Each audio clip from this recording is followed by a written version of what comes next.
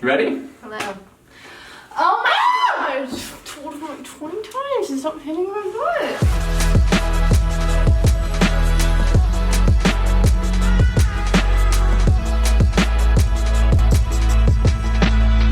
Guys, this is what happens when I try to record on the road. Alright. Okay, so we thought we'd do a video for you guys of us getting ready Mainly to go to me getting dinner. ready, because he has to do like 2 things. So you're gonna spray me in the eye. I thought about it, you know? But as for getting ready for going to dinner, we currently are staying in a hotel and we're going on a date night to a place called Lava Lava. But we wanted to talk about really how to know that someone is the one. It's a big topic. Yeah, since we're like going on a date as husband and wife, I know he's the one. Where are you going? I was gonna go change shirts. Oh. 3 tips on how to know that someone is the one. So should we do like one from you, one from you, and then one from us? Yeah. Tips?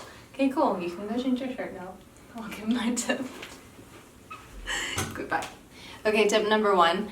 This is what I did whenever I met Arden. It's not what I did in the past, which is probably why none of those relationships worked out. Thankfully, now I'm married to that incredible man off camera.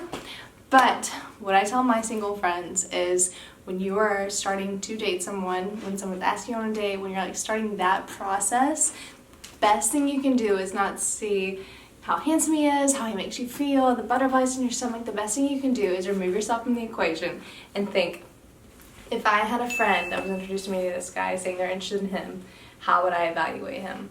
Is he someone that I look up to? Is he someone that has a good head on his shoulders? Is he have ambition? Is he have faith? Like, does he have other components of someone that I would say is a great person for my friend, my sibling, whatever? Because then you take your emotions and feelings out of it and you think logically, because feelings are so heavy in that romantic honeymoon stage that they can be blinding. They're a great thing, but you have to first think logically and critically before you go into the whimsical time. So you were Good. judging me to see if I was good enough for your friend. I thought high enough of you that I thought even if you weren't interested in me, I would feel good about. You're twisting this. This is good advice. I mean, that's what I thought. That's what I heard.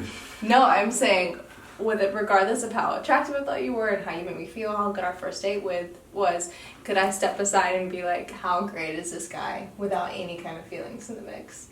And you obviously passed the test. I think you're a great guy. Well, thank you. Guess it worked out. Okay, now I'm gonna go change. Are you actually changing or? Yeah. Oh, nice. So I would say Wait, for I'm me. wearing the dress, right? Yeah. Wearing the white in my dress? Yeah. We're looking nice for this date, right? Yeah. A tip that I would think, I remember in something that I remember that I did, and kind of when we went through our dating period, because we dated. Still dating. We're still dating, but we dated for three months, which is very short compared to everyone else's period. So I didn't want to make it seem like, oh, we went through this long period of time and all that stuff. But I just remember, like, through that time period, praying and saying, you know, hey, God, is this the person you want me to marry? Is this the one that's for me? All these things. And I remember it was so powerful because I grew up with this understanding that you'd be like, hey, God's got that perfect person for me, and I've got to find that perfect person that's the one, and all those things, which I think that is a component. I think God's destined different people for you. But I remember I went through this. No, not different people, but destined certain people for you. Destined a person for you. And I remember someone telling me, he said, hey, Arden, the Bible talks about that there is a blessing that comes when you choose. Like when you deliberately choose. You know, the Bible talks about the difference between you have the way of death and life set before you, and you have the ability to choose. And there's a blessing that comes when you get to choose. And he said, when you are in this place of navigating of, hey, is this person the one for me? Is this person right for me? Is this person going to be my spouse for the rest of my life? He said, there has to be a point in your life where you just choose. And he said, because here's the thing. He said, throughout your marriage, he said, you're going to come to a place where you're going to have to choose to love her. He said, you're going to have to choose to support her. You're going to have to choose to encourage. You're going to have to choose to do all of these things. And he said, if you have this conscious decision of, hey, I am choosing that she is the one for me. He said, she becomes that one for you. And there's a blessing that comes from that. Because here's the thing. So you're going to go through seasons in your life. You're going to go through time periods. And I know in marriage with us, there has been things where we've gone through. You can kind of put yourself in that situation and kind of step back and be like, okay, this is the person I've chosen.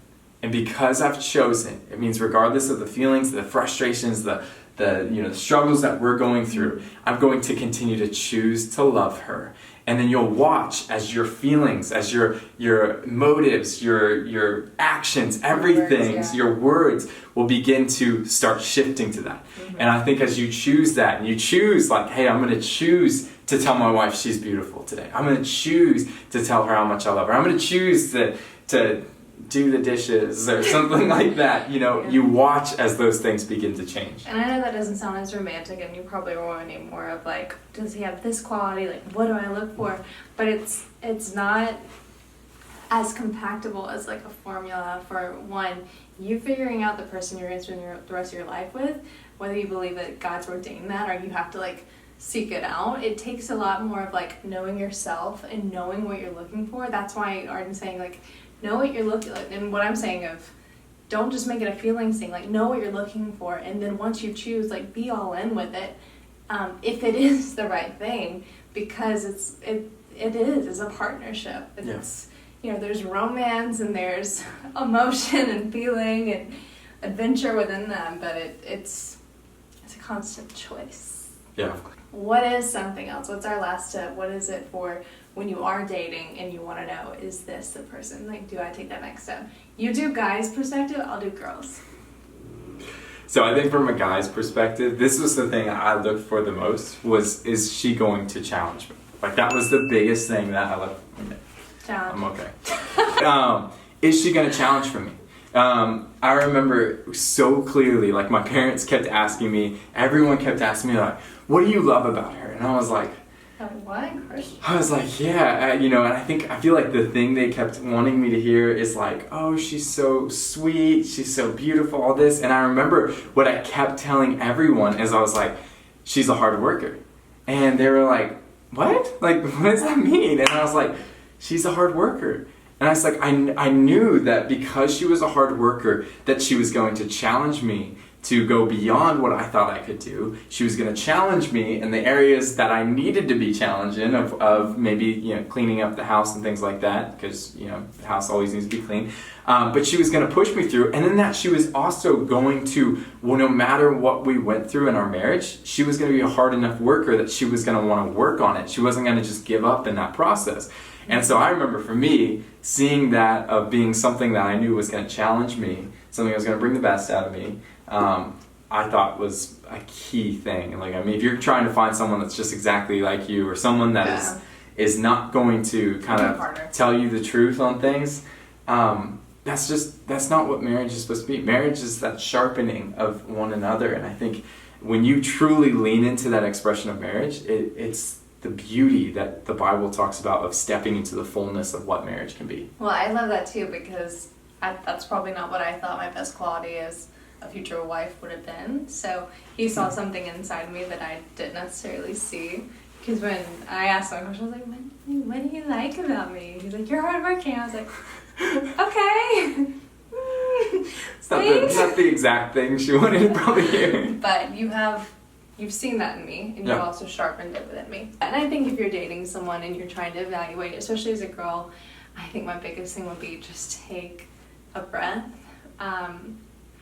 As girls, I think it's a benefit. It's not a symbol of lack of strength. It's not inferiority, but you get to be pursued. And that doesn't mean you have to take a back seat in the process of dating or like sorting through the trajectory of your relationship, but it means like you get to rest and flow knowing that you are worth being chosen. And if someone's not choosing you, you know, that's a sign that they are either not the one or they're not ready to be the one. But if they're chasing after you, if they're pursuing you and they're leading you well in the dating season, then you get to just fully, I guess, rely on peace. And that's what I think would lead me, because in the past, I would be like, oh, this is going to be the person I date. Like, this is going to be it. This is perfect. And peace would not follow. But then with Arden and I, it didn't feel like all butterflies in my stomach. It felt more like, I know that this person is going to lock arms with me and do that kind of, what's that Christian analogy where you like run your race together and you find each other and then you go on. It's true. It's whenever I was like, I'm going to commit more to the process of who I'm becoming than like trying to find someone to make me. That's when we met. And ultimately, the tip summed up is to have God in the equation even before you start meeting someone, even before you date. Yeah. If you're already dating now, you can infuse them right where you are. But like, if you're trying to focus on finding the one, start by finding Jesus. Oh, Ooh, dang. Soundbite. Jesus is the answer to everything right there. Yeah, and going back to what Christian said of the you being the prize, like understand that is so key. Is you being a female out there, you are the prize. Mm-hmm. And I think understanding your value, like you at the end of the day, the Bible doesn't say he who finds a husband has found a good thing. The Bible says he who finds a wife has found a good thing. And understand that if you're a woman watching this, you are the good thing. Mm-hmm. And understand if you're the guy watching this, like, hey, you get to find gold. Yeah, chase after that good thing. Pursue it like full-heartedly of honoring, respecting. Like that was something I think we navigated. Is I told her, I was like, hey, look, here's the thing. I was like, I don't think dating is a thing. I said dating is like getting to know someone.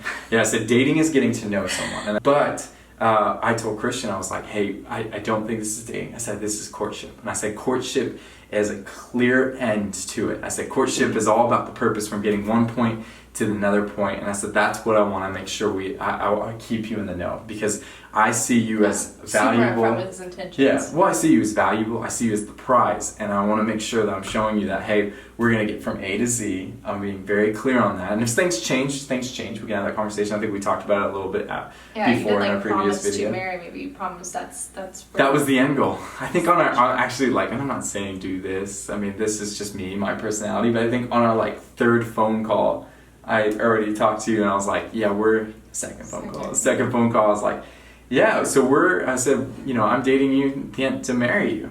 So, boom. It did work. I hope that's helpful. This is something that we want to continue to unpack. It's kind of hard in a 5-minute video, but we'll even do like series based off this for each season. Stay tuned for all that and ask us your questions. Yeah, that's the thing too. We're still young, married. We don't want to act like we have it all figured out. Still married. We're gonna stay married. We are young and married. Yes, we're trying to learn and grow every single day, and we've got amazing people that have helped us learn and grow. So we want to continue to share that knowledge onto you.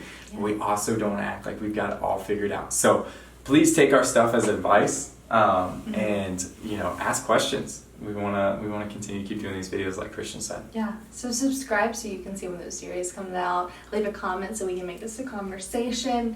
Like this video so we can keep making videos. Simple as that. That's it. Now we go to our date.